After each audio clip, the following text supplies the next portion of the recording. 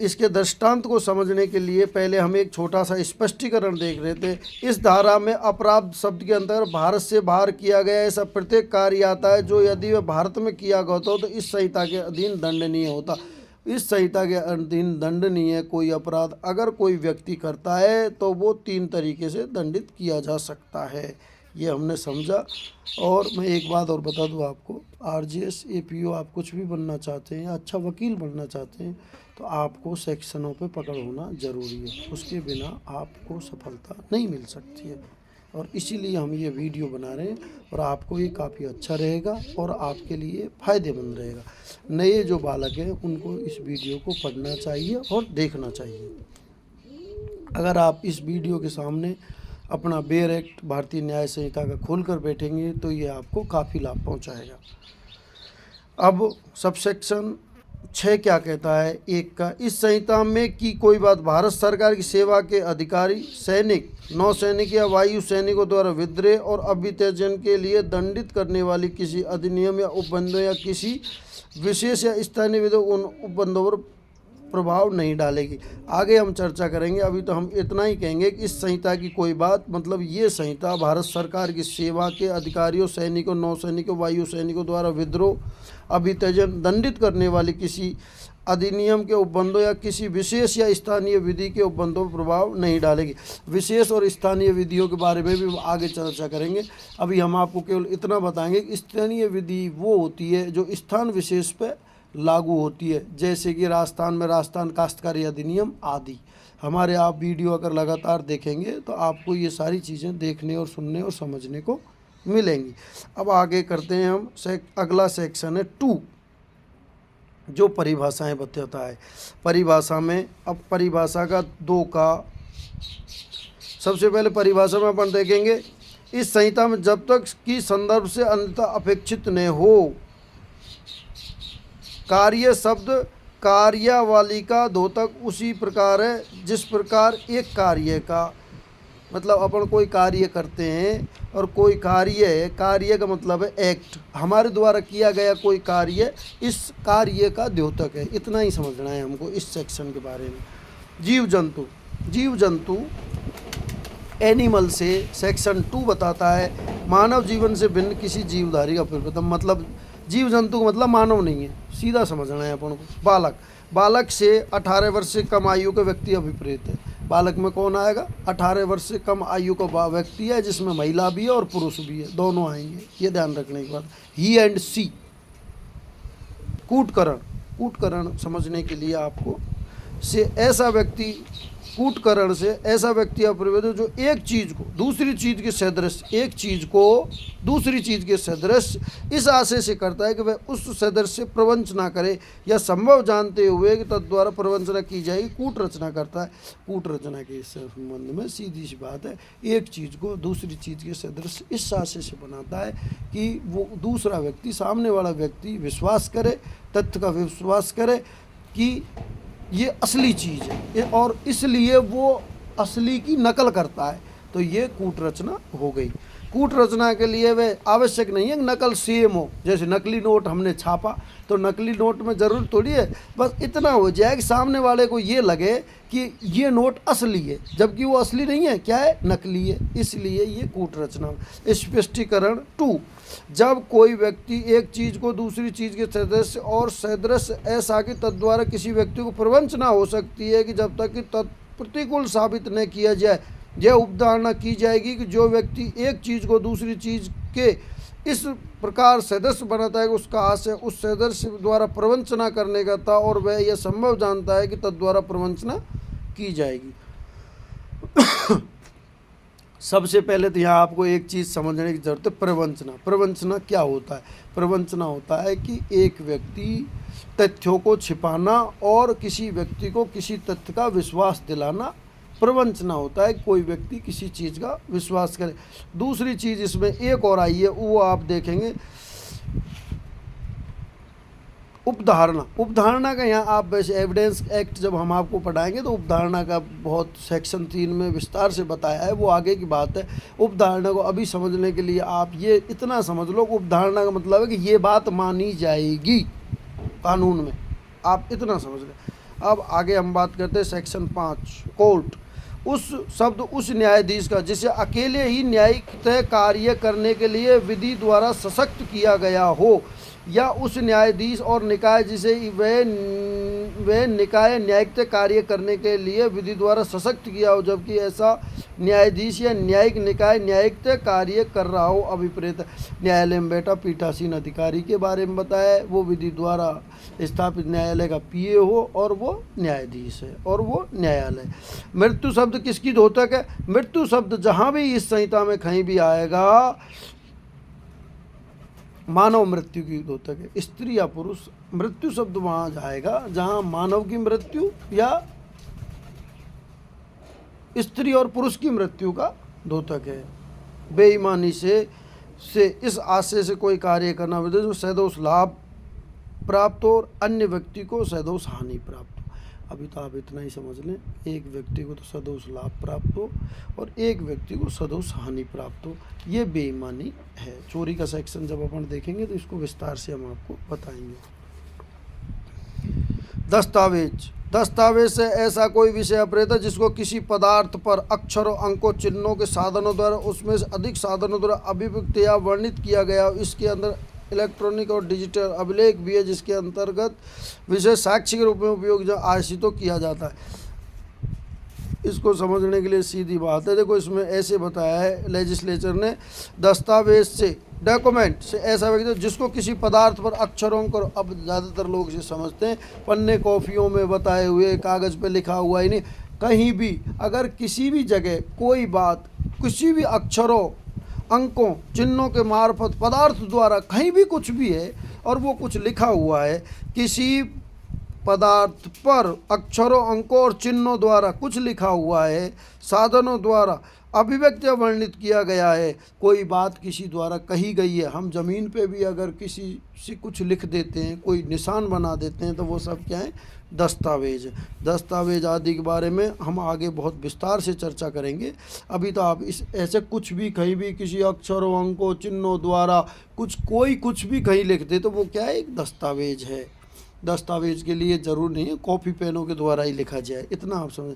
यह तस्वीर है किसी साधन द्वारा किस पदार्थ पर अक्षर, अंक या चिन्ह बनाए गए, या यह कि साक्ष्य किसी न्यायालय के लिए आयशित है या नहीं। ये भी जरूर नहीं है कि साक्ष्य देने के लिए ही दस्तावेज तैयार किए जाएँ, वैसे भी अपन लिख देते हैं कहीं भी तो वो एक दस्तावेज। जैसे कि दीवार पे मोबाइल नंबर लिख दिए, कहीं राम राम सा लिख दिया, ट्रांसफार्मर पर लगी हुई प्लेट, टायरों पे लिखी हुई नंबर, तो ये सब क्या है? ये दस्तावेज की परिभाषा में आते हैं।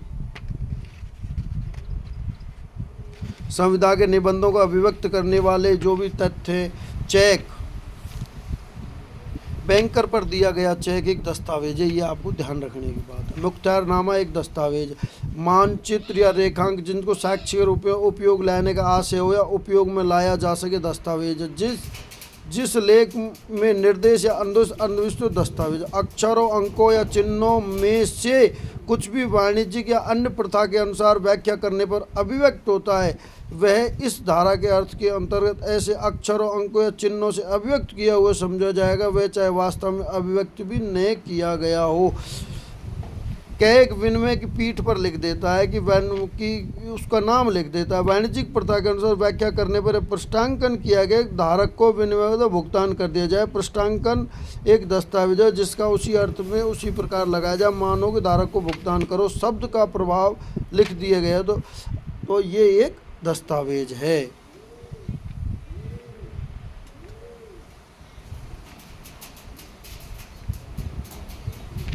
नौ है साहब, कपट करने के आशय से कोई कार्य करना अभिप्रेत है। ये क्या है? सेक्शन 9 है, कपट पूर्वक।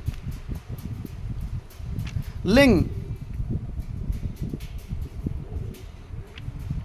लिंग जेंडर, चाहे वह पुरुष हो या महिला या उभयलिंगी, सबके लिए जेंडर का प्रयोग किया जा सकता है। उभयलिंगी शब्द का वही अर्थ होगा जो उभयलिंगी व्यक्ति अधिकारों को संरक्षण अधिनियम 2019 की धारा 40 की उपधारा 2 के खंड ट में है।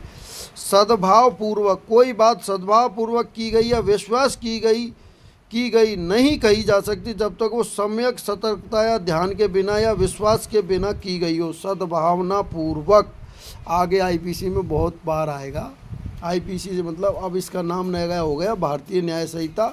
इसमें आगे सद्भाव पूर्वक कार्य आएंगे, वो हम आगे चर्चा करेंगे। लेकिन अभी फिलहाल सद्भाव पूर्वक, गुड फेथ शब्द का प्रयोग है और इसको परिभाषित किया गया धारा 10 में। कोई बात सद्भाव पूर्वक या विश्वास की नहीं कही जा सकती जो सम्यक सतर्कता ध्यान के बिना की गई हो या विश्वास की। यहाँ पर लेजिस्लेचर ने सद्भाव पूर्वक की परिभाषा नेगेटिव दी है, लेकिन हम इसको नेगेटिव भी समझेंगे और पॉजिटिव भी समझेंगे।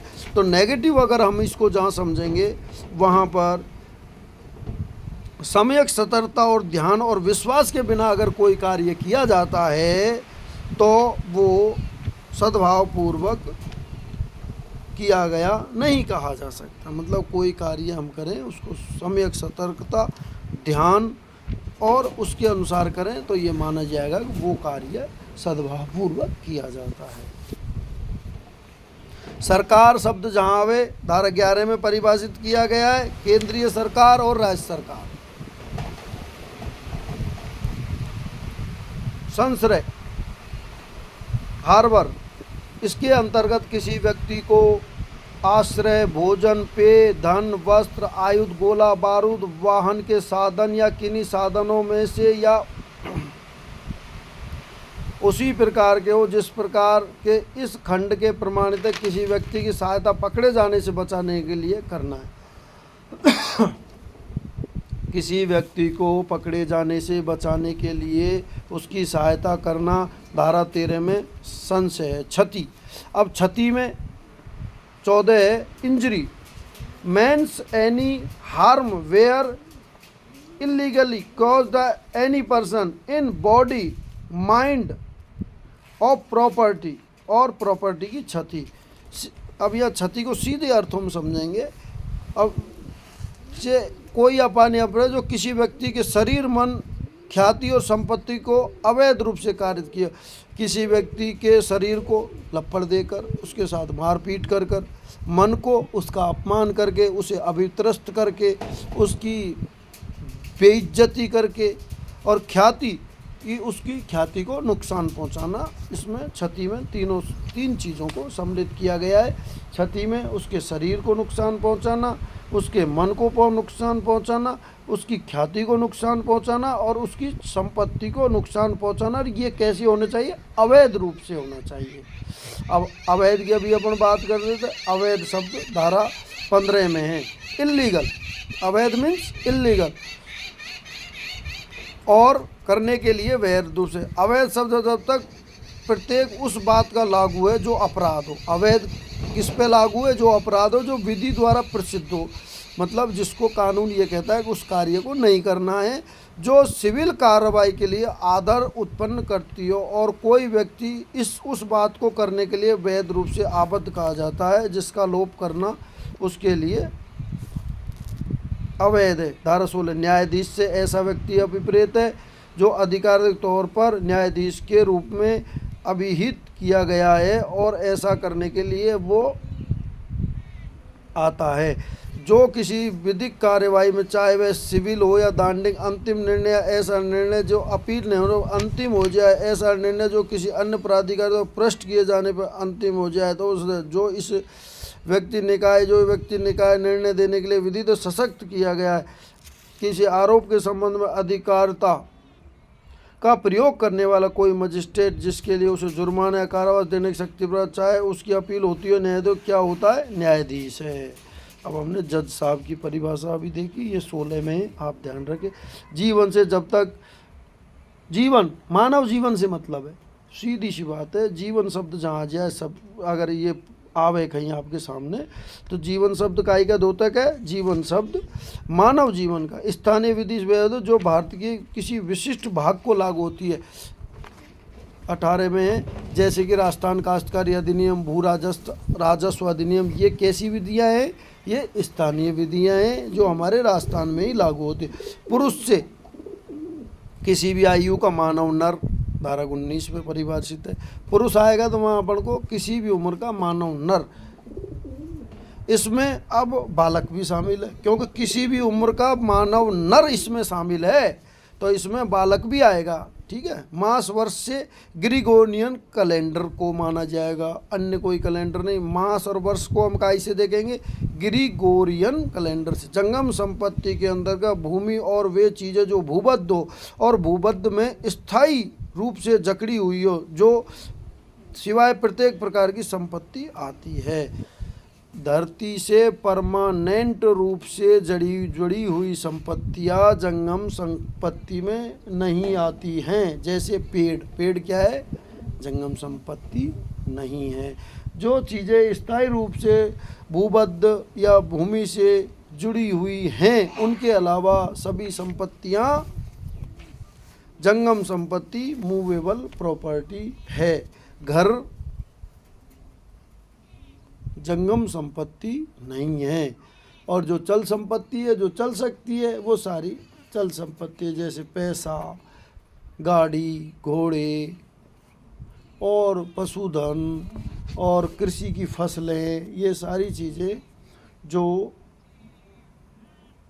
भूमि से स्थायी रूप से जकड़ी हुई नहीं है, वो जंगम संपत्ति है।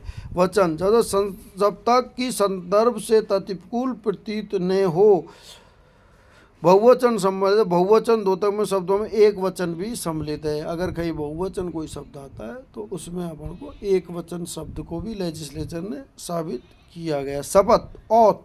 शपथ के अंदर किसी व्यक्ति के लिए विधि द्वारा सत्यनिष्ठ प्रतिज्ञान और ऐसी कोई घोषणा जिससे किसी लोक सेवा के समक्ष किया जाना, न्यायालय में या अन्यथा सबूत के प्रयोजन के लिए उपयोग किया जाना विधि द्वारा अपेक्षित शपथ है। आगे शपथ पत्रों के बारे में बहुत विस्तार से चर्चा होगी। एविडेंस में जहां हम जाएंगे वहां बातें होंगी। फिलहाल आपको इतना ही समझना है। अपराध। उपखंड क और उपखंड ख में उल्लिखित अध्यायों के इस अध्याय द्वारा दंडनीय की गई कोई बात अभिप्रेत है, किंतु निम्नलिखित धाराओं 8(2), उपधारा 2, उपधारा 3, उपधारा 4, 5, धारा 9, धारा 49, धारा 50, धारा 52, धारा 54, 55, 56, 57, 58, 59, 60, 61, 62, 119, धारा 120, 123, 127 की उपधारा 7, उपधारा 8, धारा 222, 230, धारा 231, 240, 248, 250 आदि में अपराध शब्दों में संहिता के अधीन किसी विशेष विधि या स्थानीय विधि में दंडनीय कोई बात अभिप्रेत है। और भी इसमें दी हुई हैं ये चीज़ें, आप इसको स्वयं देख लेंगे, कोई बात नहीं है। धारा 25 लोप। लोपों की अवावली उसी प्रकार होता है जिस प्रकार एकल लोप। धारा 26 व्यक्ति। अंतर्गत कोई भी कंपनी या संगम या व्यक्ति निकाय चाहे वह निगमित हो या नहीं आता है। व्यक्ति के अंतर्गत कोई भी कंपनी या संगम या व्यक्ति निकाय चाहे वह निगमित हो या नहीं आता है।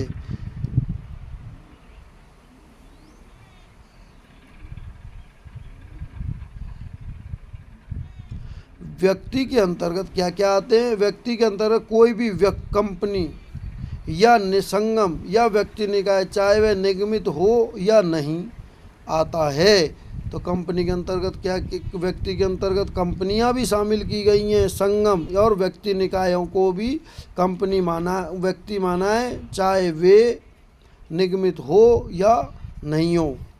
लोक के अंदर कोई भी वर्ग या कोई भी समुदाय आता है। लोक पब्लिक के अंतर्गत क्या क्या आता है? कोई वर्ग आता है और कोई समुदाय आता है। लोक सेवक से ऐसा व्यक्ति अभिप्रेत है जो निम्नलिखित वर्णों में से किसी के अधीन आता है, अर्थात नौसेना, वायुसेना का प्रत्येक आयुक्त अधिकारी, न्यायाधीश, न्यायालय में निर्णय देने वाले, न्यायालय के प्रत्येक अधिकारी, कमिश्नर, रिसीवर और आदि सभी आते हैं। शपथ ग्रहण कराए जाने वाले, निर्वाचन कराए जाने वाले, किसी न्यायालय लोक सेवक की सहायता करने वाला प्रत्येक, पंचायत का सदस्य, प्रत्येक मध्यस्थता करने वाले, प्रत्येक को ऐसे पद को धारण करता है जिसके आधार पर किसी व्यक्ति को परिरोध करता है सरकार का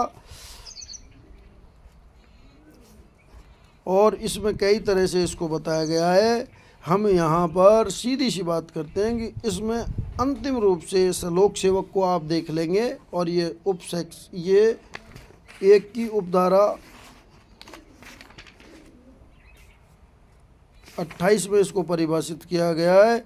इसको आप सीधी सी बात है, लोक सेवा को कैसे सरकार की सेवा या वेतन में है और किसी लोक कर्तव्य के पालन के लिए सरकार से फीस या कमीशन के रूप में पारिश्रमिक लेता है, जो सरकार से तनख्वाह लेता है, वेतन पाता है, लोक कृत्य का निर्वहन करता है और सरकार से फीस या कमीशन के रूप में पारिश्रमिक लेता है, वो क्या है? वो लोक सेवक है।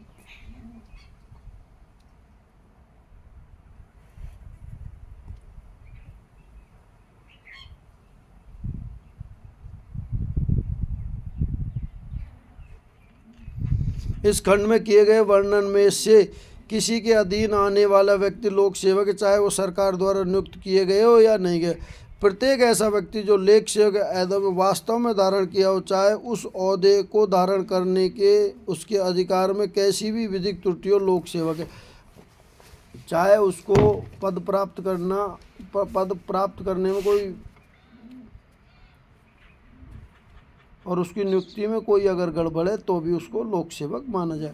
प्रत्येक ऐसा व्यक्ति जो लोक सेवक के ओहदे को वास्तव में धारण किया हुआ, चाहे उस ओहदे को धारण करने के उसके कैसी भी विधिक त्रुटि हो, निर्वाचन से किसी विधायी नगर पालिका या अन्य लोक नियोजन के सदस्यों का चयन करने प्रयोजन के कोई निर्वाचन अभिप्रेत है, चाहे वो कैसी भी पद्धति से किया गया हो, नगर पालिका का आयुक्त लोक सेवक है। ये आपको ध्यान रखना है। ये एक उदाहरण है, एक दृष्टांत है।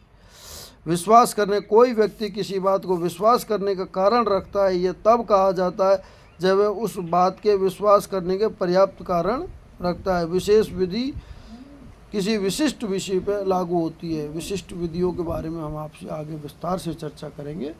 फिलहाल आप इतना समझ लें कि विशिष्ट विधि किसी विशिष्ट विषय को लागू होती है। बहुत सारी विशिष्ट विधियाँ हैं और बहुत सारी विशिष्ट विधियाँ आगे के वीडियो में हम आपको बताएंगे। फिलहाल तो आप इतना समझ लें कि विशिष्ट विधि वो है जो विशिष्ट विषयों पर लागू होती है। विशेष विधि हो गई। 31 में मूल्यवान से ऐसा कोई दस्तावेज जो ऐसी कोई दस्तावेज होना है जिसका तात्पर्य कोई विधिक अधिकार सृजित, विस्तृत, अंतरित, निर्वाधित किया जाए और छोड़ा जाए, जिसके द्वारा कोई व्यक्ति यह अभिषेक करता है विधिक दायित्व के अधीन अमुक अधिकार अमुक व्यक्ति को देता है। फिलहाल आपको ऐसे ही इसको याद करना है। जब कोई व्यक्ति किसी व्यक्ति के कारण उस व्यक्ति का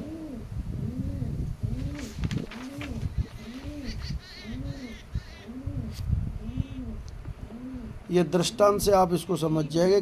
एक विनिमय पत्र की पीठ पर अपना नाम लिख देता है। इस पृष्ठांकन का प्रभाव किसी व्यक्ति को जो उसका विधिपूर्ण धारक हो जाए, इस विनिमय पत्र पर का पूर्ण अधिकार अंतरित किया जाता है।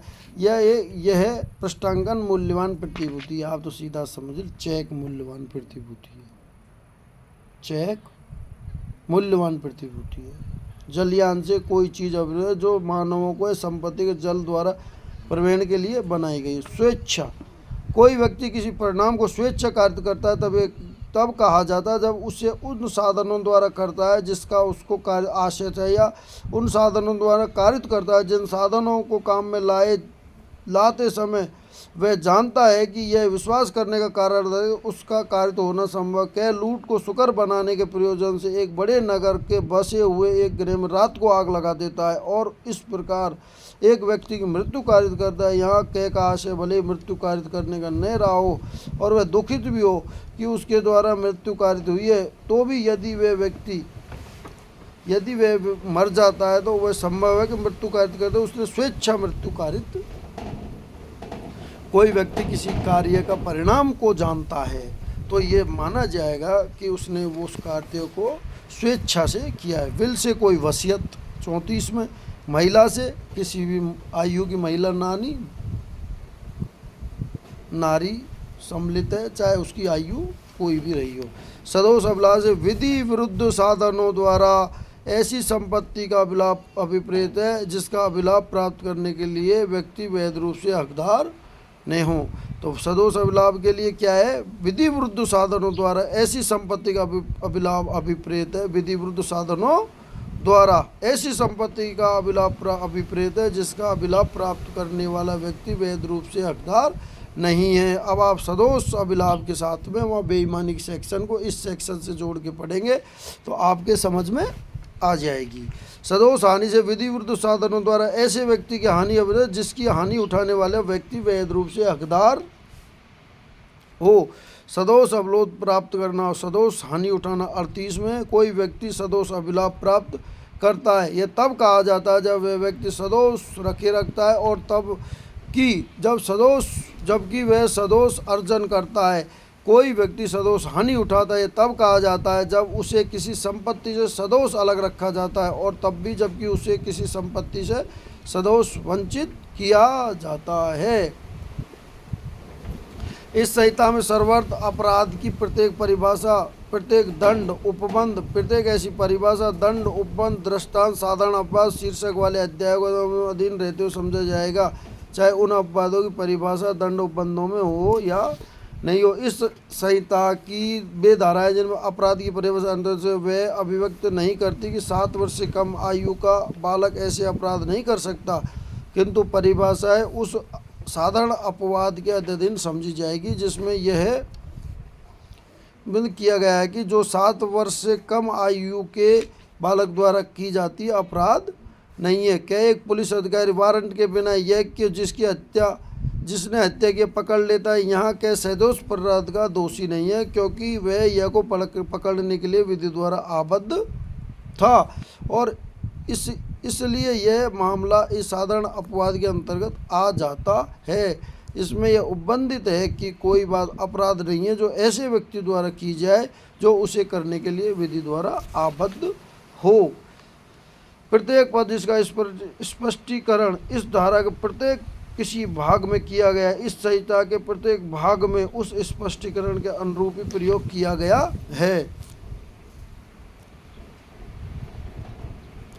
आज हमने 39 तक परिभाषाएं पढ़ी। इसके बाद हम अगले वीडियो में चर्चा करेंगे। आप हमसे जुड़े रहें और इसके बाद में हम अभी आपको इनको पढ़ाएंगे, फिर इसके प्रश्न उत्तर पढ़ाएंगे न्याय संहिता के। नई न्याय संहिता है, ये आपके लिए काफ़ी लाभदायक होगी। मेरा नाम भुवनेश त्रिवेदी है और ऐसे वीडियो देखने के लिए आप मुझसे जुड़े रहें। जय हिंद, जय भारत।